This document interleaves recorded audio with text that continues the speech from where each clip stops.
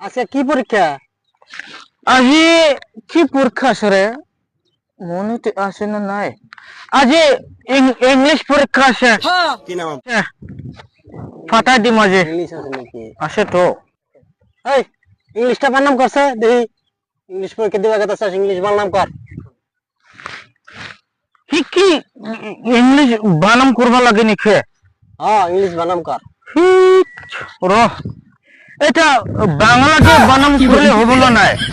হাট, ইংলিশ বানাম আবার বাংলাতে হয় নাকি? ইংলিশ দা কর। ইংলিশ পরীক্ষা দিবা কথা ইংলিশ দা কর।